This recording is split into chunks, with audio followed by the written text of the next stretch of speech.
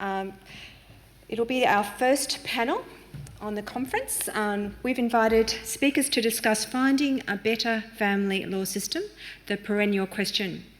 So as we've just heard from Justice Derrington and her work leading the ALRC's inquiry into family law in Australia, hot on that heels of that inquiry is another inquiry, and it will be conducted within the form of a joint parliamentary committee. Many of you will be aware of this. It will be chaired by the Honourable Kevin Andrews and co-chaired by Senator Pauline Hanson. This inquiry has attracted significant opposition. Many of us are concerned about the motivations for this inquiry. So in choosing this topic for this panel, we sought to answer a perennial question. We're thinking about the flaws within the family law system, which have been highlighted for a number of years. A number of inquiries and reviews have been conducted, yet we still seem to be searching for answers. It is hoped that our learned speakers can aid us in the process of this inquiry. So to guide that conversation, I'd like to introduce my board colleague, the Honourable Judge Matthew Myers, AM. Matt is well versed in the process of the ALRC, having been appointed to the ALRC Commissioner in February 2017 to lead the inquiry in the incarceration rates of Aboriginal and Torres Strait Islander peoples. Judge Myers was appointed to the Federal Circuit Court of Australia in 2011. He's an adjunct professor of law at the University of New South Wales. So we're very lucky to have him leading this conversation today, but also to have Matt as the director on the FRSA board. Please join me in welcoming Matt, who'll introduce the panel and lead the discussion today.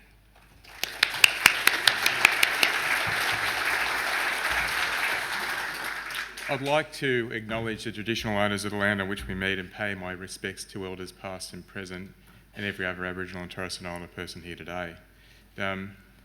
Finding a better family law system. It's a hugely hot topic at the moment. You've heard about the Andrews-Hanson inquiry. You've probably read about the ALRC family law inquiry.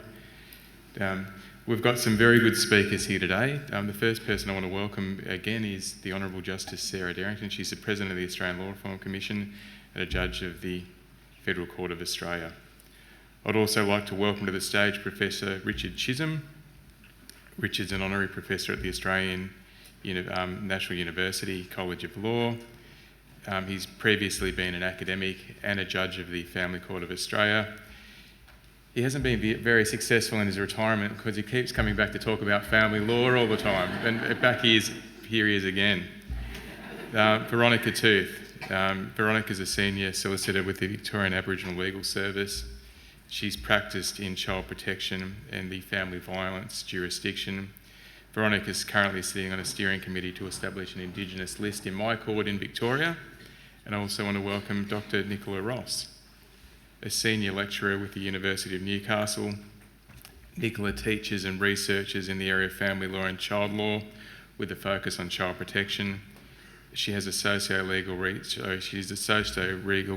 researcher with an interest in how children and young people and parents are included in the legal decision-making process. What I'm going to do is ask our speakers to spend 5 minutes talking to you about their topic areas, and at the end of that we'll open the panel up to some questions. And we'll firstly call Sarah. Thank you again. This is all way too much lecturing at 9 o'clock in the morning, isn't it?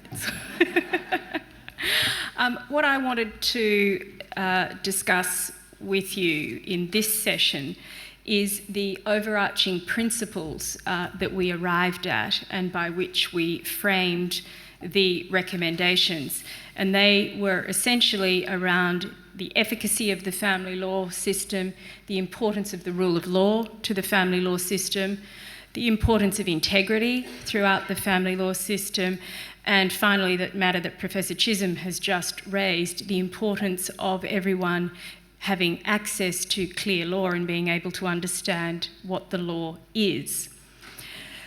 In terms of the efficacy of the family law system, against that principle we were looking at integrated pathways to adjudication. We took the view that it was essential to the efficacy of the system that there were pathways through which both public law jurisdiction, that relating to child protection and family violence, could be exercised concurrently with the private law jurisdiction, that relating to the distribution of the marital assets or the de facto relationship assets, and the parenting orders that would be made in relation to the children. And we thought that this was essential to protect children and vulnerable parties. So the recommendations that speak directly to that principle are, of course, recommendation 1, dealing with state family courts, and then our fallback position in relation to information sharing in recommendations 2 and 3.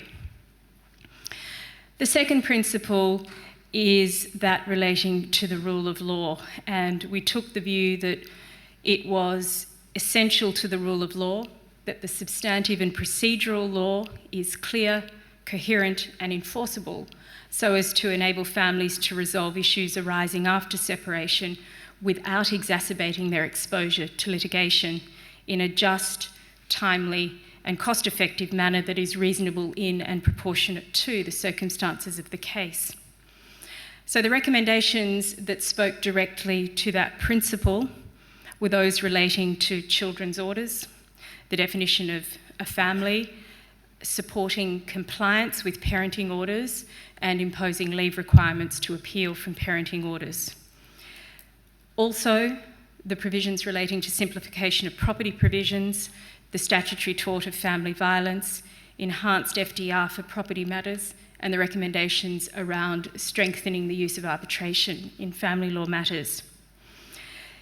One of the most important recommendations, I think, that really speaks not just to this principle of the rule of law, but to the efficacy and integrity of the system as a whole, is the inclusion of an overarching purpose, namely that the purpose of the family law is to facilitate the just resolution of disputes according to law as quickly, inexpensively and efficiently as possible, and with the least acrimony, so as to minimise harm to children and their families, and with cost consequences that flow to not just the parties, but also lawyers and third parties who intermeddle in family law proceedings if that overarching principle is not complied with. Now, some of my fellow commissioners expressed the view that this was really just a motherhood statement and nothing would happen. But the federal court and most of the state superior courts have had this overarching purpose in our Act and rules now for a number of years, and the High Court has made decisions on the importance of this overarching purpose, and it actually has teeth. So once practitioners in the family law system get used to having to abide by an overarching purpose, I think we could really see some improvement. The recommendations around costs are also relevant to Principle 2. The third principle is that relating to integrity, and it won't come as any surprise to those of you in this room that we thought it was essential to the integrity of the system that all who work within it, including the judges, registrars, lawyers, and the wide range of people represented in this room, are equipped with the skills and tools necessary to achieve the outcomes that are in the best interests of children and fair to the parties. And so the recommendations that respond directly to this are those relating to a reinvigoration of the less adversarial trial process, enhanced support for children and families through family consultants, ICLs, ILOs, the Children and Young People's Advisory Board, recommendations around supported decision making, and recommendations around training for practitioners and judges, appointment criteria for judges at all levels of courts, accreditation of professionals and contact services, and expansion of the FAS and the FRCs. And finally, of course, our recommendation to redraft the entire Act to facilitate resolution. Thank you.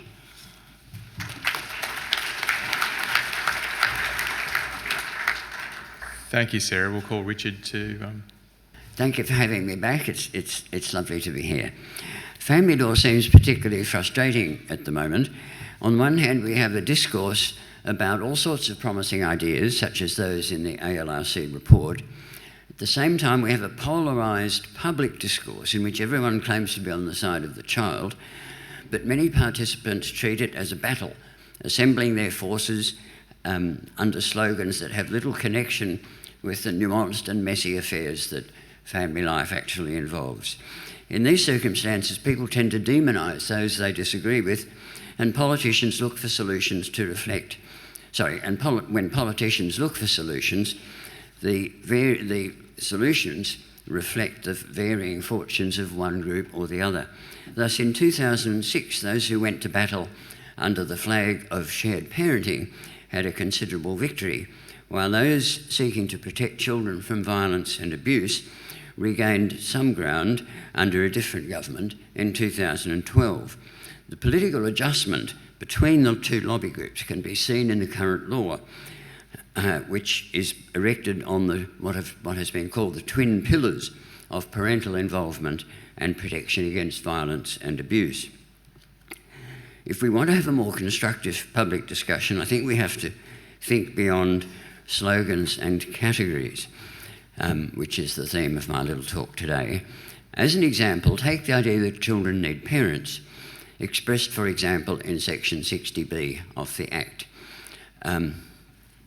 It seems to me it's useful to think about why parents are important, and to not say that children don't need parents, but to just explore what that might mean. Now, this analysis is childishly, really appropriately simplified, but I think it's enough to make the point I want to make. It seems to me there are three possible ways that parents might be important. One has to do with genetics. So children's genetic makeup and ancestry may be relevant to things like inheritable diseases and other matters, which would be of huge importance to a small number of people, but it's not something I need to particularly dwell on today. So that's the genetic aspect. The second aspect is that parents can provide continuity of loving care, which is the main one that I want to talk about today. And the third one, continuity of loving care, it's hardly necessary to stress the importance of that, but I take loving care to include protection against violence and abuse. And the point that I would make, an obvious point, is that it doesn't need to be provided by parents. Loving care is provided by many adoptive parents, and we have good evidence that, broadly speaking, adopted children turned out well. It can also be provided in particular situations by step-parents, grandparents. Sorry. Sorry. Judges are completely free of bias, I want you to know. And other relatives, nannies, foster parents, even older siblings.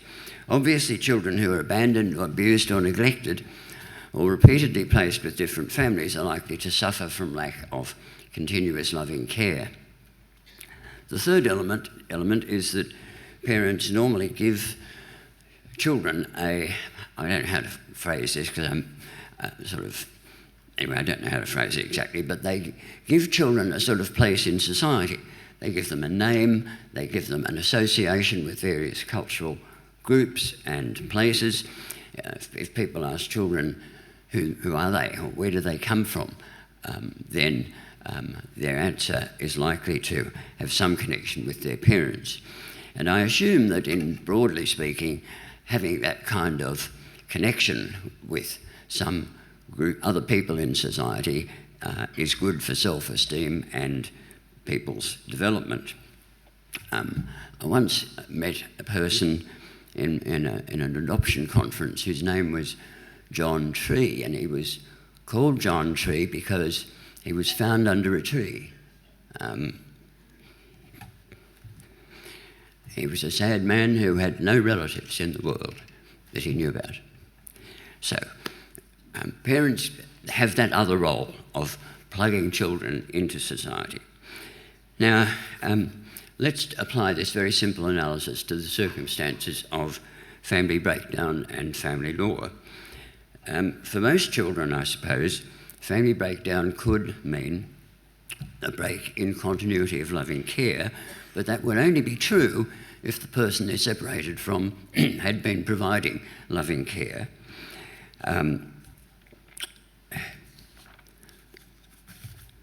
So I want to move straight to a point that illustrates the difficulties of relying on the two pillars and categories. Take a situation of a violent or abusive parent who wants to maintain a relationship with the child. If you think about the two pillars, you might think, well, parental involvement is good, that's one pillar, but protection against abuse is good, that's the other pillar. And so if you had a proposal that the parent would see the child in a supervised protective setting, like a child care centre, then you might say, well, that's a perfect solution because both of the pillars are satisfied. It seems to me that that's a crude and dangerous analysis because that arrangement may not actually be good for the child. Whether it is depends on all sorts of circumstances. But if you focus too much on the twin pillars, especially if you're a busy judge, perhaps you might be tempted to think that that's the right answer. But a better answer requires the court to look really at all the details and circumstances. So I've got more to say, but no time to say it, as is commonly the case. That idea leads me to think that we should be cautious about categories and slogans, even ones that are good, like hearing the voice of the child. That's something I'd be happy to talk about, but not now. And I agree, therefore, with a lot that's in the ALRC report. One of the things I agree with is that it's not a good idea to substitute the term safety and best interests for the term best interests. It seems to me that while I don't downplay the importance of safety, of course, best interest really includes safety, and it's conceptually wrong and I think practically dangerous and possibly confusing to separate out protection against violence from the child's best interest. So the sort of family law that these ideas lead to would be one in which there is minimal reliance on presumptions and formulas and maximum reliance on providing the system with the resources it needs to enable it to determine the particular facts in each case. Thank you.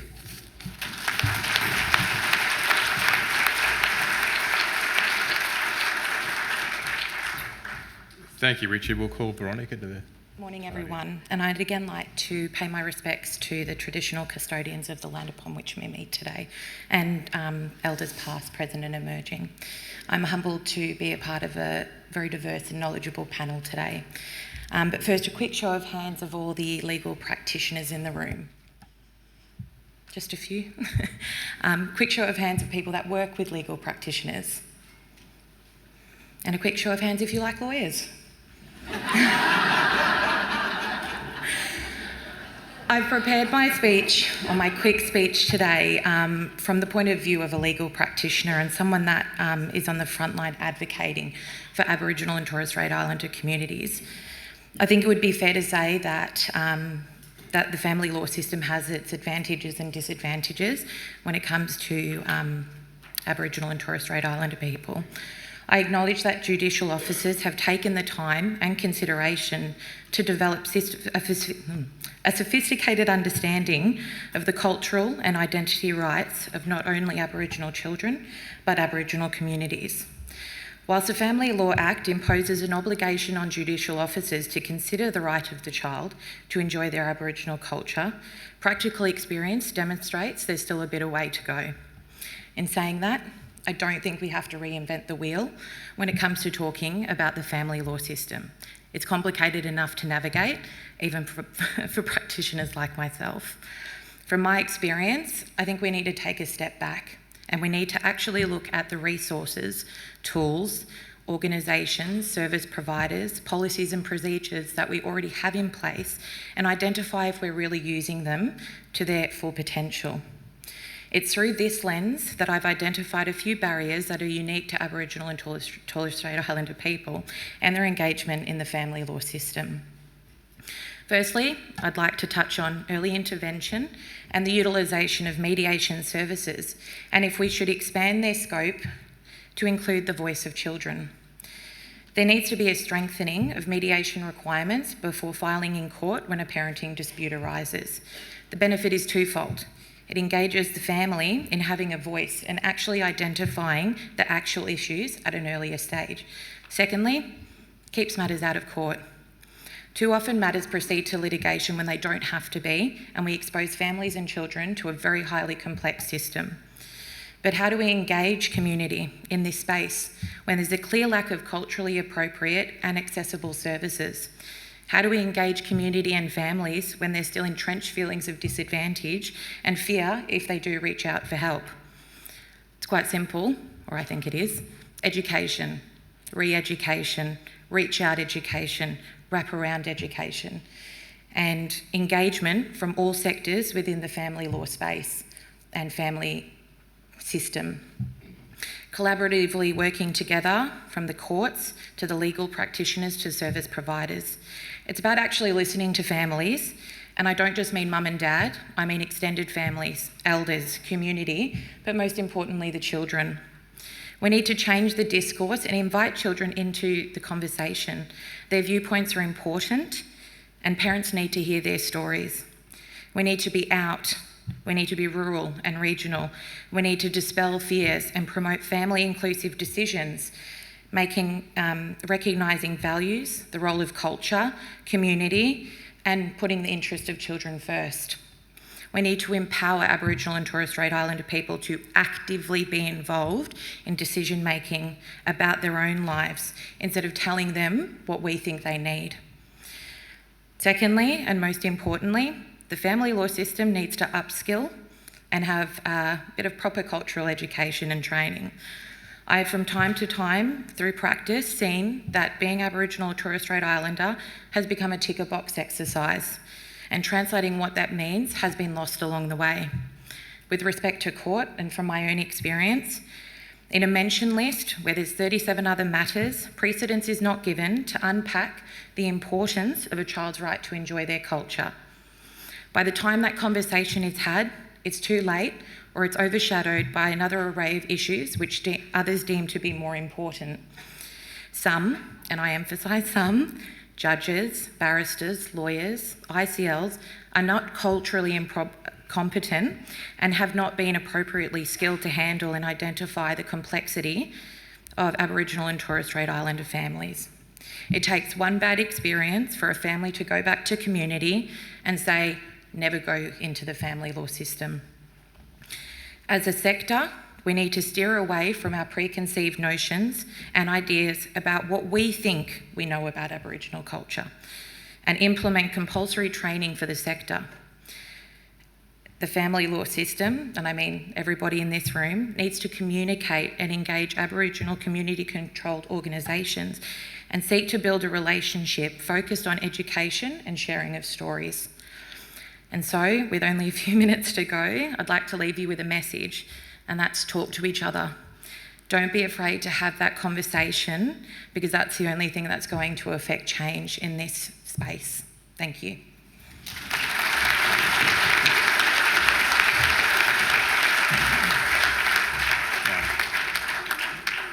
Veronica, thank you for that. We'll call Nicola to come and talk. Hello everybody. I'd like to also pay my respects to the traditional owners of this land and their leaders past, present and emerging. Thank you very much for the invitation to speak as part of this distinguished panel and also at a very interesting and enjoyable conference. I'm sure I'm going to go too long, so please remind me. I'm a bit like Richard. There's compelling evidence that many children and young people still feel unheard and excluded from family law decision making. We know that they have rights to express their views, to have them considered in legal decisions that affect them under both the United Nations Convention on the Rights of the Child and there are rights in the Family Law Act. Those rights don't extend to mediation processes, although the United Nations Committee on the Rights of the Child has mentioned that family law legislation should extend to mediation processes in terms of those rights. So there's now quality research that tells us about children and young people's perspectives of being involved in family law decision-making processes. The most recent is an excellent study from the Australian Institute of Family Studies done in 2018 of children and young people in separated families, their family law system experiences and needs. And this involved interviews with 61 young people aged between 10 and 17 who'd experienced their parents' separation. And in half of those matters, there were safety concerns. 94% of those parents, and one parent was interviewed as part of that study also, reported that they'd attended counselling, FDR or mediation. So more than half of the children and young people in that study said that their views had no or limited impact on decision making, that one or both of their parents didn't listen to them, and that they felt negative about the family law system because of a lack of interaction with it. Family law system professionals, in some cases, in many cases, marginalised their involvement. And they did so by not acknowledging their views, by meeting with them for short periods or not at all. Professionals' actions that were about trying to shield them from their parents' conflicts were experienced by some young people as exclusion. And if their concerns about safety were not heard, then that could lead to unsafe outcomes for those young people. So some of those young people said very clearly that if they were living in situations of family violence, it was particularly important that they were heard. So children and young people wanted professionals who were effective listeners, adopted child-inclusive approaches, gave them spaces to speak, and developed a trusting relationship with them. They wanted their views to be accurately heard, considered and respected by both parents and professionals. They wanted access to safe, effective options to participate in decision-making, and they wanted to be kept informed about the decisions, about the process of making those decisions, who was representing them, if anybody, who was determining the parenting arrangements, what the steps were in that determination, and what support was available to them. They wanted a bigger voice in the process more of the time. So how do we address the gap between their expectations and the work that FDRPs and other professionals in the system do? I would suggest that some of those gaps are due to a number of things, to fears about children's vulnerability and the need to protect them, to resource limitations, and potentially to a culture which devalues their potential to contribute to decisions. So we have in Australia still stereotypes of children as incompetent and vulnerable and without agency, and these are unhelpful stereotypes. So Australia needs to move forward, I think, in relation to its new understandings of children's ability to contribute. In terms of the research around family dispute resolution, we know that parents and children and young people are more satisfied with child-inclusive practices in mediation because it promotes a greater understanding by parents of their children's perspectives, and because of the procedural justice aspect of children being involved in the process of making a decision that's going to affect them. We know that people, including children and young people, find it much easier to accept decisions that are made if they're part of those processes. So professionals, of course, need to screen carefully for issues around violence, and they can, in some situations, potentially increase that potential that parents might retaliate against children who express views. But it's very important that we, as a group, not overreact or screen out all matters involving violence because of the documented benefits of including children and young people. And that's to the children and young people themselves and to the actual decisions. So children and young people may be best safeguarded through participation. I think these days professionals are more than alive to the dangers of placing children and young people in the middle of their parents' conflicts and to the issue of parents manipulating and putting pressure on children. So children need opportunities to voluntarily express their views, to be reassured that they're not being asked to make a choice between their parents or to take responsibility for making a decision. But hearing and considering their views should be a key component in all professional decision making about children's best interests. So I was asked to talk about FDRP because there's a lot of people in the audience who are family dispute resolution practitioners. Currently, my understanding is that services are somewhat ad hoc, but that there are some exciting practice developments based on the inclusion of children and young people, and that would include the Meeting with Children process of Yasenik and Graham and Uniting Care's Children's Rights Approach and Developmental Feedback Model. So the bottom line is that all FDR programs can be developed with an expectation that children and young people will be included in family dispute resolution through addressing organisational culture, policies, recruitment, training, supervision, staff wellbeing and data. And that can be done, as Uniting Care has shown, in relation to centres such as the Logan Family Relationship Centre. So there's a lot of information I'm happy to talk about if there's time in relation to the way that ICLs work with children, family consultants and other experts and judges. Very briefly, in Australia, there is a bit of a judicial aversion to meeting with children. That is a possibility under the Act. And in many other countries, judges do consider that's a real option, and they do actually meet with children. But we're very averse to that in Australia, with the exception of a few judges who've really shown some leadership. I'd like to talk at some stage, but there's not time now, about some of the ALRC recommendations. And I'd like to talk also, if there's time, about some of the things that we could do to improve the processes where children can provide direct input of their views with their consent, and probably with our support and counselling into that decision-making process. So individually and collectively, I'm suggesting, echoing some of Michael's comments yesterday, we can move forward to embed an expectation of inclusion in all policies, practices and programs in the family law system.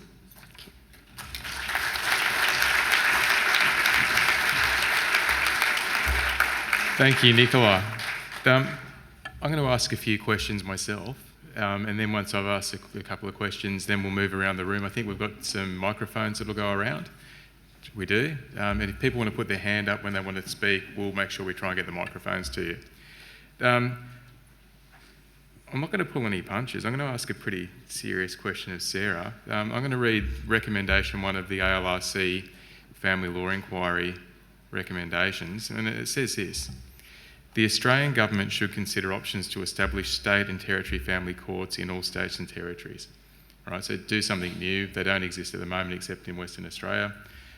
Put them in place.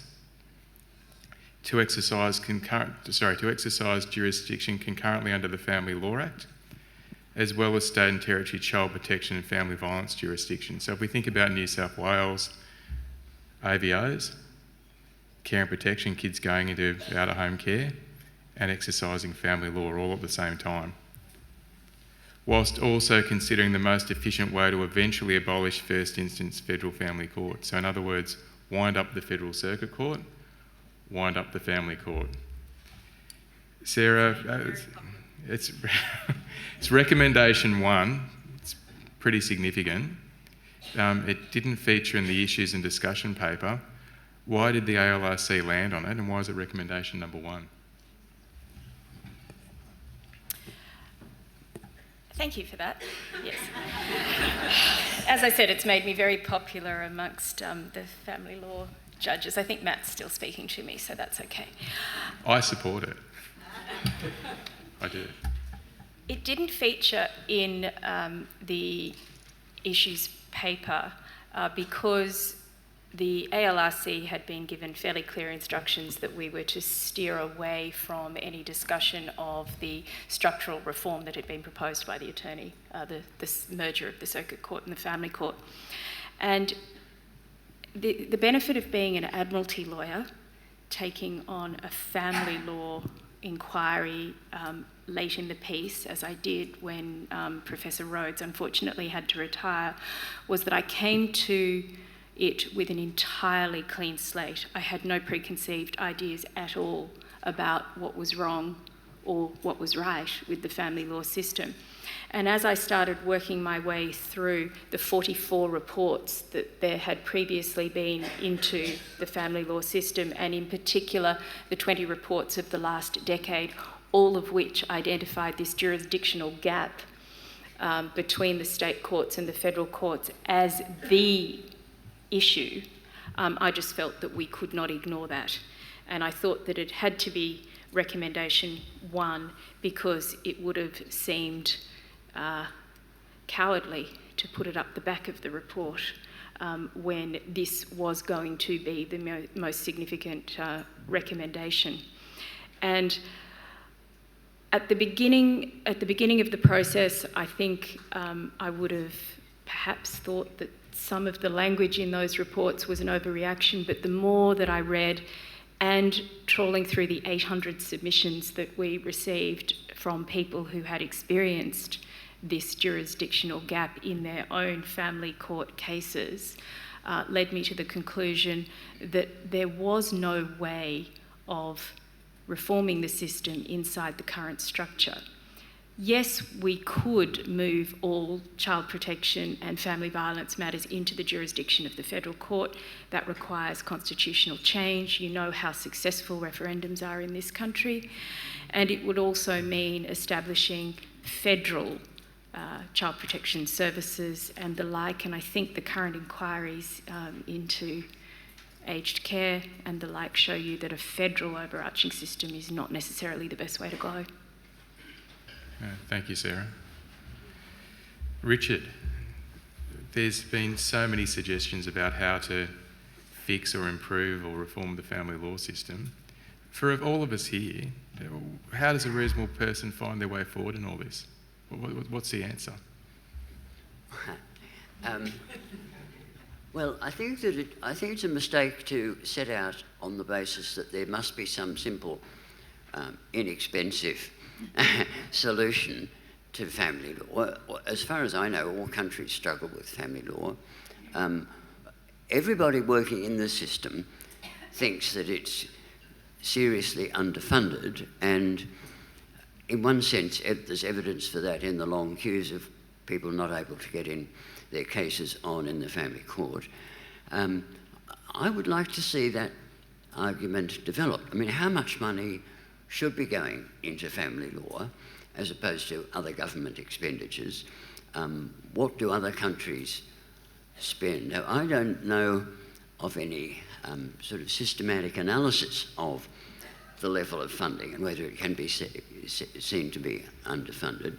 It feels like it's underfunded, and it's tempting to say, although it's excessively boring and depressing to say, well, the only thing that family law needs is to be properly funded. I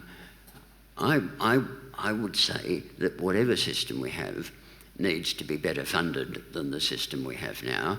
And in these law reform discussions, it's always tempting to compare the sordid, warts and all, grim reality of any system we currently have with an idealised, pure, completely funded imaginary scheme that we would like to replace it with. So we have to be aware of that trap. There are some ideas around like having other kinds of tribunals, less formal, less legalistic, to deal with kids' matters. I'm not sure that that's necessarily a good idea. Patrick Parkinson thinks it is, and he's a very smart person. I think at the moment our mediation and alternative dispute resolution systems seem to me to be working pretty well if you measure it by the awfulness of the small number of cases that actually get through to the courts. The courts now, in kids' cases, almost every case seems to have terrible allegations of violence and drug abuse and mental illness and so on. That they're horrible, difficult cases that you can't imagine. Well, I would be tempted to say, although not everyone would agree, they really require a proper judicial resolution. Now, that's a proposition you may not agree with. But so anyway, look, I guess what I would say is funding, although a boring topic, can't be overlooked. If there may be ways of improving the system, I'm not sure that there's a single brilliant stroke that would make everything okay, with the possible exception of the ALRC's recommendation number 1, but that would be a huge change and would require all sorts of things to happen. Would require, state and federal governments to agree, funding to be sorted out, all kinds of things would happen. Now, if all that went well, I think that would be terrific, and it really would be a major improvement. Assessing the value of that, I suppose, would involve assessing the likelihood that those things would happen. That's about the best I can do with that question. That's good. Thanks, Richard. Veronica, the Federal Circuit Court and the Family Court have both got RAPs. Their Federal Circuit Court's running Indigenous lists. These things have been happening for a while, obviously not in every registry. Why in 2019 are Aboriginal and Torres Strait Islander people not accessing the family law system, do you think? It's a good question. I think there's a few different factors. I think we're still stuck in trying to figure out what and how Aboriginality comes into modern society and contemporary society. And by having that discussion and discourse, we're actually losing sight of wanting to assist and help families. I think that there is a serious lack of reach out to regional and rural areas, and people just don't know how to access the system. People don't know what the system can do for them. And I also think there's a huge issue in regards to a misunderstanding about child protection and family law. In child protection, you're brought into a system you don't want to come into, whereas in family law and in the Federal Circuit Court, you kind of need to want to come into it. And I just don't think that there's a separation and a division between that understanding which prohibits families wanting to be a part of it. Oh, thank you. Nicola, there's child inclusive conferences, family reports, ICL speaking to kids. Why did children and young people still say they're not being provided with meaningful opportunities to participate in decision making in family law? I think probably a lot of people are aware of some of the research that's been done. The 2013 Independent Children's Lawyers Study was very helpful in understanding some of the issues for children and young people. In terms of independent children lawyers, there are very significant differences between the states and territories. So the culture in those states is different. In some states, independent children's lawyers, despite under the national guidelines being asked to develop a professional relationship with children and to involve them as much as possible, given the aspects of their matter and the particular child, many independent children's lawyers don't meet with children by themselves. They'll only meet with family consultants, and their meetings are necessarily somewhat limited. It doesn't then make it possible for them to actually provide children with much feedback, if that's necessary, to be always organising that. The other thing is I've spoken directly with children. I was lucky enough to interview some children about their experiences of lawyers, and hearing from a child how devastating it was to be told that they had a lawyer that they never met is something that doesn't leave you quickly. So there are significant variations. There are some excellent ICLs who practice. Some excellent work I know that's happening in New South Wales and maybe also happening in other states. I'm not completely up to date with what's going on in each of the states. But in New South Wales, they've been working very hard to support ICLs in terms of their comfort, their training about how to work effectively with children and young people. And it's nice to see that in some situations, children and young people talk about how very helpful that is because it's including them. We had a bit of a chat yesterday, and one of the things I talked about is something that stayed with me since I did my PhD, looking at children's lawyers, and I looked at family law, child protection and crime, and it was that children need a passage agent during this process, especially if their family law proceeding is a very long one. They need somebody who can keep them informed, keep them part of that picture and be there for them. And it doesn't necessarily have to be the independent children's lawyer, but they need somebody often external to their family, who can help them get through that process. And I think that's a really profound insight from some of the research that was done in England. So I haven't gone into family consultants. There are other issues. Family consultants have a forensic role. There are issues, and many of them are excellent professionals, so this is not to be negative about their capacity. But from children's points of view, having their information filtered through another professional is sometimes very unhelpful. I think the nature of very limited meetings with children where there's not time to develop any rapport is difficult. I know some professionals can develop rapport quite quickly with children, but for some children it takes longer to do that. So those are some of the issues that come up in relation to the gap. Yeah. Oh, thank you. We're going to open to the audience. If people want to put their hand up if they want to ask a question. First of all, thanks for your efforts on this. Really do appreciate it, and I don't envy you having to navigate such a complex legal system, it does reaffirm for me the notion that the world does need more lawyers. So thank you for your efforts. My question refers to the introduction of same-sex marriage a couple of years ago and how that will shape the wording of the Family Law Act. Throughout the Act, it seemed to be, well, at one end discriminatory, at least not appropriate. It refers to both parents several times, whereas we know that rainbow families have far more complex family structures.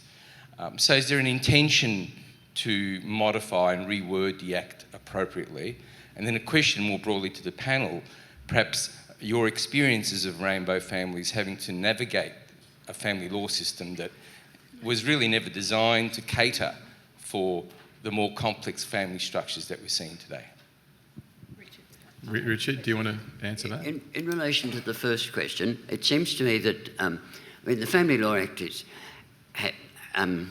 has history written all over it, and you can understand why it talks in the way that it talks. It has it comes from earlier legislation, and it was amended in particular periods and so on.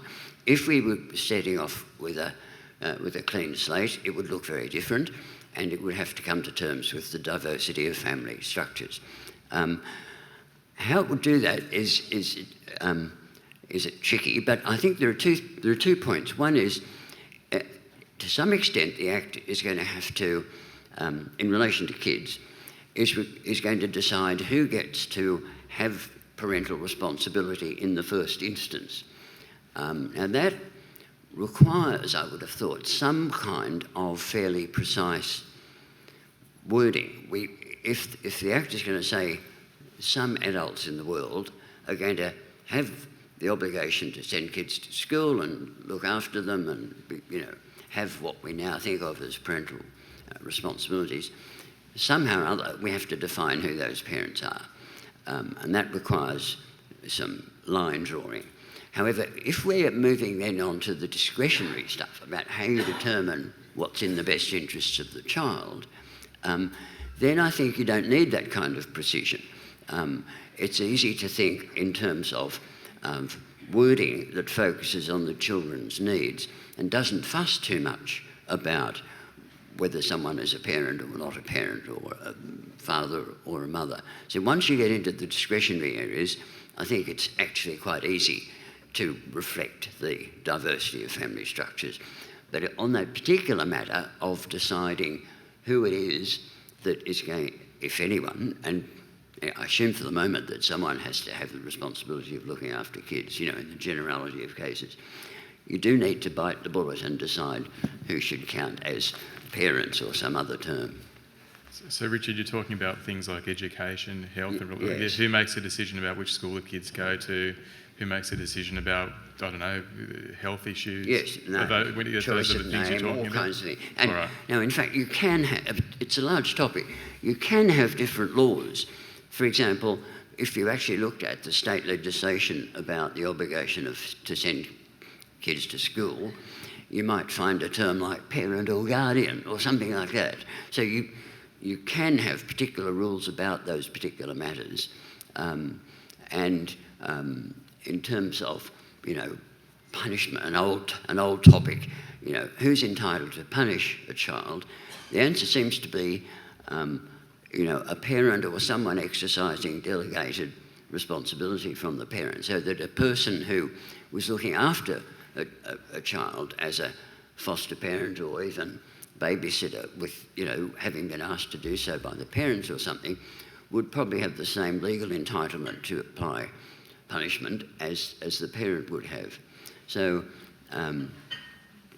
it's a tricky sort of area, but I think the main point I would make is in terms of working out what's best for the child, we don't need to fuss about these categories at all, especially when we get rid of all that silly stuff about presumptions and guidelines and the court has to consider this and so on. I mean, don't get me started on that. Yeah, Sarah, do you want to say something about it? I just want to make a very quick point, picking up on how antiquated and slow the law is, and part of the reason that I responded to Richard in the way I did in the earlier session. I don't like the idea of legislating for every particular occurrence. The law is so slow to catch up with society, and I think in the context of Parents, this is particularly acute at the moment where we've now got approval for 3-parent conception to help with mitochondrial disease. So we're going to have a different complexity arising because the doctors are moving so far, much more quickly than the lawyers, and the law will take some time to catch up with that. But in 20 years' time, we will see a different group of claims coming towards the child because there will be 3 genetic parents saying, I've got some attachment to this particular child. Other questions from the room? Anybody's got there's a question from down there. I appreciate that with the complexity of the task before you, that there's a sense of trying to see what can be improved with the system that you have, and that in terms of recommendation 1, that of itself would be a major thing to seek to achieve. And I'm just wondering, in terms of that, but perhaps the longer vision of what you might be trying to look at, is my experience in previous lifetime of working in criminal law and being taught by those who were good at it the power of competing stories, so that as an advocate you try and win by presenting your story, and then taking that into the family law context. Well, it was still ever present that lawyers were there to present a better story, and that tension that exists between trying to do that, but on the other hand being an officer of the court, which is more primary, but competing against that notion of advocacy in the adversarial system. And whether, if you're thinking of a vision long term about the reform, do you consider that there's any benefit in, and is there evidence of the inquisitorial system that's in other parts of the world being able to better enable judicial officers to think about what's in the best interests of children and those other things that are so important to resolving family law disputes, and allowing lawyers to sit in behind that without that tension, or being able to balance better the tension of representing their clients? Sarah, do you want to comment about the inquisitorial system? There's a little bit of a myth that we don't have the inquisitorial system in the family law system as it currently exists. Judges are fully empowered to behave in the way that judges do in the civil law system, which is where the inquisitorial model is most manifest. The less adversarial trial model that was set up in Part 12 works beautifully, and the analysis and studies that were done in the first few years of the use of the less adversarial trial model were that the outcomes for children were so much better. What happened was the lists got bigger and bigger. Judges became, for whatever reason, reluctant to use the model. And so what we've recommended is that judges seriously consider reinstating that particular model, because we have all the tools already in the statute to operate in that way. And I think you make a very good point that it is a much better system for all concerned, but it takes a change in culture in the courts. I think it probably does take some more resourcing to enable it to be done properly, but there is no reason in principle why you couldn't go to court tomorrow and have a trial following that model. It's just a question in relation to and this is the comment that was made in relation to children, in that they fall both into private and public law. The convention doesn't distinguish. So my question is why children who fall outside the state protection system are involved in a family law dispute are not considered to fall into the same category of public law, given that the rights they are afforded under the convention.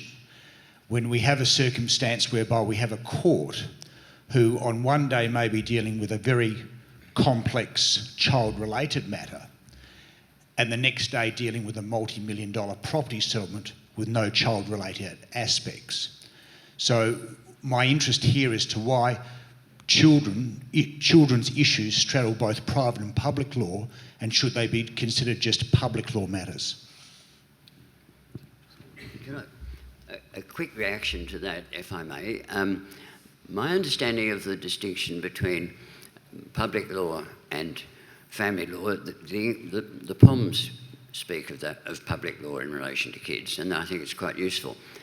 I think there's a significant difference between a situation where the state wants to intrude into the family to rescue a child who the state thinks is being abused or neglected, not having their needs met. And that's a kind of, it's a politically important thing, because this is a society that values people's freedom and doesn't like the idea of a totalitarian state.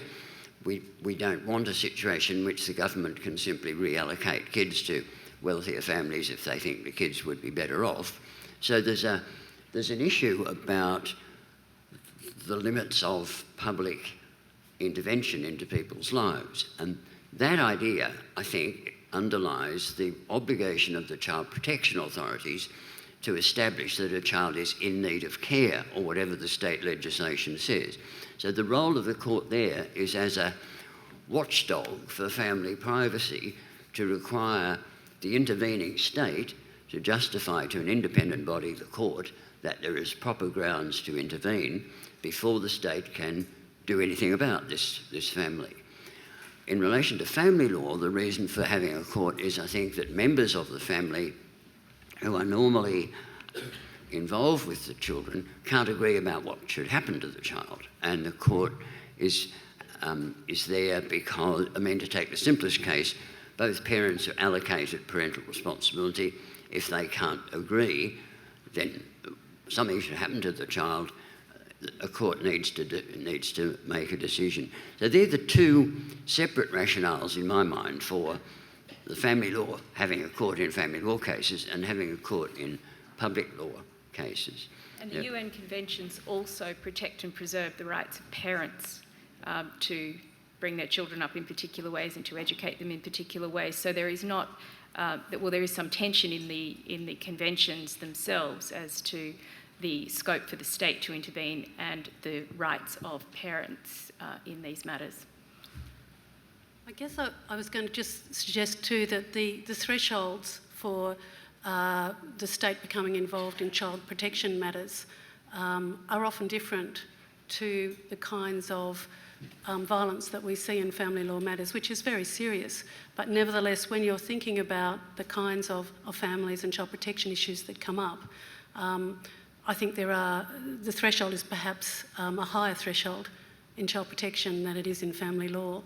And I think that distinction that Richard made, which is that families approach the family court. So they are the ones who initiate the legal proceedings in family law matters, and that's as a result of having a family law statute that was established through our parliament. And the child protection jurisdiction is a matter where the Child Protection Authority, whatever that is, makes a decision that this family has basically breached, if you like, this threshold, and therefore they have a responsibility to intervene. So I think they are different jurisdictions with different purposes, and it is deeply confusing that we have so many children in need of care and protection who potentially could end up in one or both portals, if you like. And also I think maybe that is one of the big things that is underlying recommendation 1, is to make sure that there's one doorway through which people can go if there are serious child protection issues. And we see that in Western Australia, which as a matter of history didn't allow its family court to develop at the federal level in the way that the other states and territories did. It basically maintained the family court of Western Australia, and there are much better coordinating mechanisms between child protection and family law in Western Australia than in other parts of Australia, and we've learnt a lot from that reality. Thank you. Any other questions? More questions? Scan the room. Yes, so down there. Okay, thank you. My question's for Veronica. Veronica, you talked about better cultural education and training and perhaps that even being compulsory in some way. Would you like to see there being kind of a standard, training package, a standard level of education that's put out there that's available to people working in the family law system? And if so, is there one, and how would that happen? I don't think it's a one-size-fits-all approach, because I think we all appreciate that there are lots of different mobs, there's lots of different communities, and there's lots of different ways that families interact with each other. In saying that, I think there's such a huge gap with the way that practitioners and service providers approach it, and I think there does need to be some kind of general guidelines about what is culture, what is an extended family, what is the relationship between child and auntie or non-biological family members. So I do think that we have to come together and really have a conversation with community and the ACOs out there about what it is they think that we need to know. I think it's really easy for all of us to sit here and say, well, we know because history says we do, but we're in contemporary society, and much like what was said before, family dynamics are changing. Nuclear families don't really exist anymore. And then you've got the added layer of culture and community and oppression and reconciliation. So I think we do have to have that conversation and define a few points and as a starting point. I'd love to see legal practitioners first and foremost, obviously because I am a lawyer, so I'm being a bit selfish, to have that cultural training. And it's not that hard to organise, and it's not that hard to go to community and to have those conversations. I think it's harder and scarier for people to acknowledge that they might not be culturally competent, but I think we just need to get over it, and we need to break down and have those conversations, and forums like this very much facilitate that conversation. So yeah. Thanks, Veronica. I think, can I just add yeah, a quick please, lightning comment? I agree with all that. It seems to me that the educational training task is very challenging, and I think it's especially challenging if you think of it as loading up the people with a whole lot of information that will cover every situation they encounter. I think maybe there are two sort of components. One is actually educating people so they can understand things about the culture of people that they might have to deal with.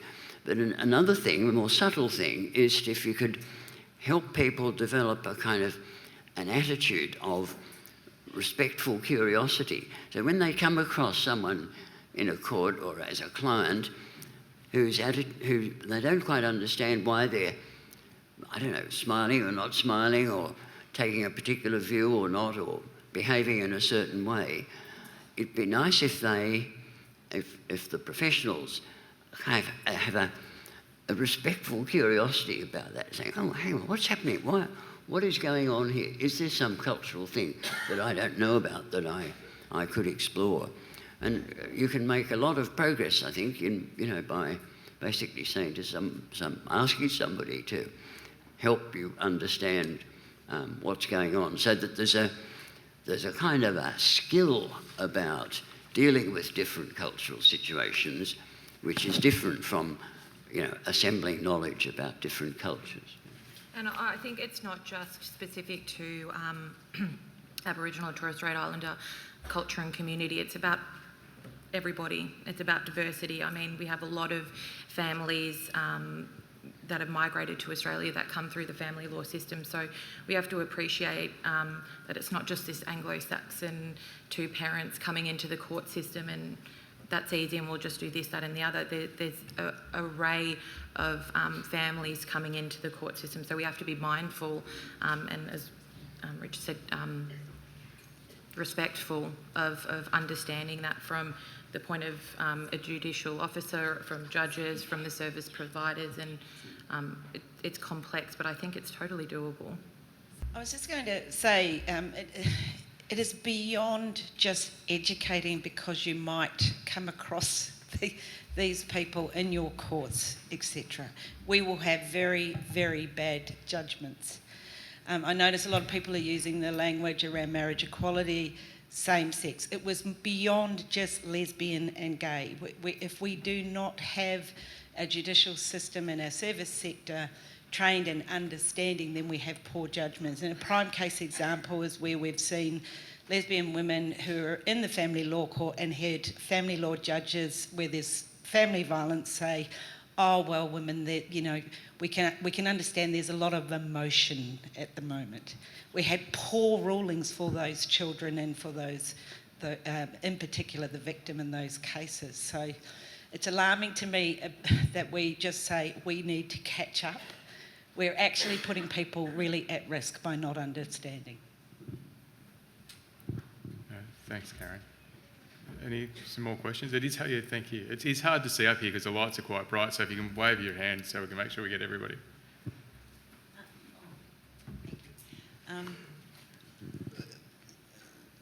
We have a really great organisation in rural New South Wales, regional New South Wales. What are some of the... and our organisation has Aboriginal education, Torres Strait Islander, cold education as well. So what are some of the typical, I suppose, reasons that you come across for Aboriginal people not wanting to access services that are there for them? It's a really good question. I think when I first started working at the Victorian Aboriginal Legal Service, one of our roles was to go and do education. So I went to Echuca, Shepparton, Ballarat, Bendigo, and held information sessions, and I think the most people came was 2, and they were the ones that were organising me to come down. So I think I can say it wasn't that successful. And you're right, there are organisations that are rural. I just don't know if the reach and the conversation is being had. When you're rural, you know it's there. But when you're working in Preston in Victoria like I do, and you're a legal practitioner, and I say, just call Relationships Australia, or I don't think that there's any services available for you rural, but I'll do a quick Google check. I don't know. And I think the conversation needs to be had where we know that there are certain organisations which do specifically what they say they're going to do. And I think we need Aboriginal liaison officers to come into the city to have conversations at the law firms and the courts about the services that are available. So I can say, I absolutely know where you need to go, and there's great people there that can assist you and help you and give you more of a therapeutic interaction. I'm very much a lawyer that wants to keep clients out of the family law system. I always say mediate first, try something different, but there is very sparse and far and few between organisations that I know can actually provide that kind of culturally safe and competent advice. I think in Victoria specifically, I think we're struggling a bit with that intersection of information of who's doing what and where, and hopefully it'll change soon. Hope that answers your question. Okay. Some more questions? Just make sure we've got anybody. I might ask a couple of questions. Veronica, you're a lawyer. Mm-hmm. Are you seeing lawyers use mediation using mediation FDR during proceedings? Is that happening? And if it's not happening, why not? No, I don't think so. Just from what I've seen, and I can only speak on behalf of Victoria. I actually shouldn't speak on behalf of Victoria, but just from what I've seen. No, and I think it's just so easy to litigate. I appreciate that there's a backlog in the family law system, but when you're writing your affidavits, it's so very simple to make an allegation of family violence, and for that to be the trigger to file a non-filing of a Section 60I certificate, which is a mandatory mediation requirement before going to court. And that's all it takes. And I think that's really sad at the very beginning of litigation, but I think during litigation, once the dust settles and tensions aren't as high as they are, it's a perfect opportunity for parties to come together and actually sit around the table again and say, do we really need to be in the court system? Can we actually have a conversation where we get some consent minutes together and we can actually resolve this family dispute now? It takes pressure off the courts. It once again gives a voice to the family after being in a really difficult litigation process. So I think judges and judicial officers should be pushing it a bit more, saying, have these parties mediated? If so, and why not? I think legal practitioners have to have a bit of onus for giving proper legal advice. So from what I've seen, no, and it would be really good if we could do it a bit more, because the services are fantastic and they are available, so we should be utilising them more. Thanks.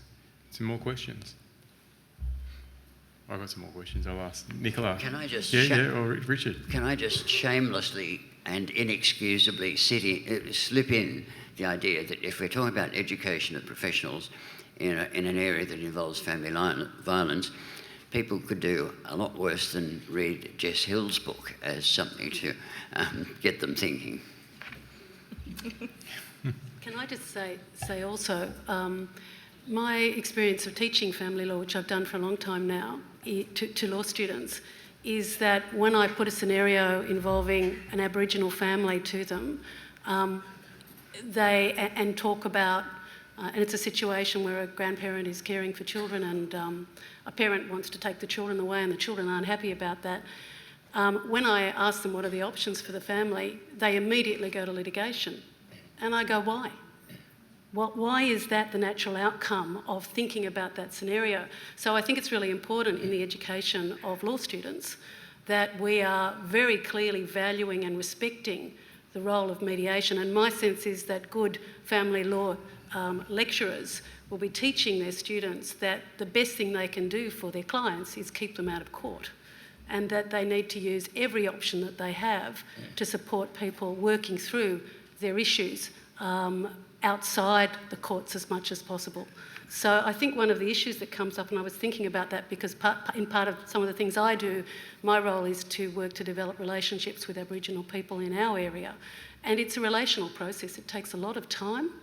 It's slow, but it's very worthwhile, I think, once you get there. And it's about... Our legal centre recently had a very successful clinic where we had a lot of Aboriginal people come, and we're deeply pleased about that. And one of the things that made a difference was that there is a member of our faculty who's Aboriginal, and she was really instrumental in helping to bring that group of Aboriginal people to our legal clinic that we run. So I think it's all relational at the end of the day. Other questions? Anybody? Oh, yes, a question.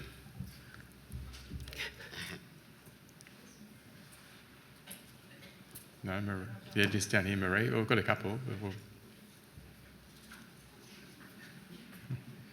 I also had a question for Dr. Nicola Ross. I was interested in your ideas around involving the children more and keeping them more connected with what's happening.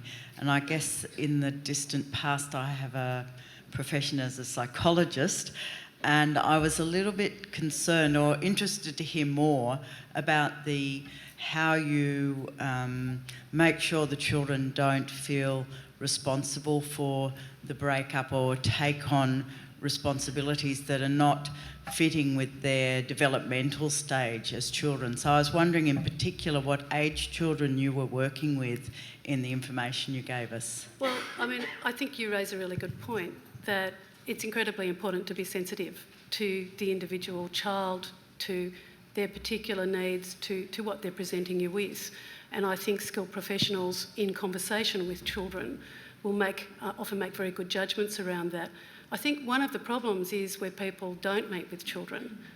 At that point, they maintain stereotypes about children, which are deeply unhelpful in that process. So when I talked about that idea of passage agent, I think you're quite right that it can really load children. If you have expectations and you want to keep seeing them, we're very aware of systems abuse where children are constantly interviewed about issues by professionals. So I think it's very important to be led by the child, not for the professionals to lead those processes. And I think in a lot of places, the people who set the agenda around child-related matters are professionals. And we do it because of our system's needs. We don't actually do it with a focus on the particular child's needs. So I think that my sense is that we do have to be alive to issues of burdening children with responsibilities that are harmful at the end of the day and that they don't want. But I think through conversations with children, then we are often in a better position to respond appropriately to how to include them, if that makes sense. Just while we're all here in this kind of cone of silence, what do you all really think is going to happen from the Andrews-Hansen review? I don't.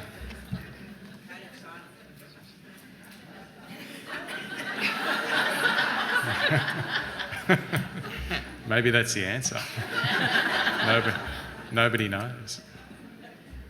I think the government will receive the report of the the Andrews-Hansen review, and it will then begin to respond, hopefully, to some of the recommendations in our report.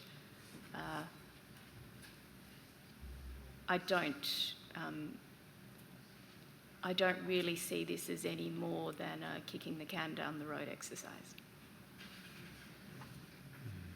I think the money could have gone to something a lot more beneficial, controversial maybe, but I just think that there's so many other spaces within the family law system that could have been given a focus, given that the LRC just handed down their recommendations.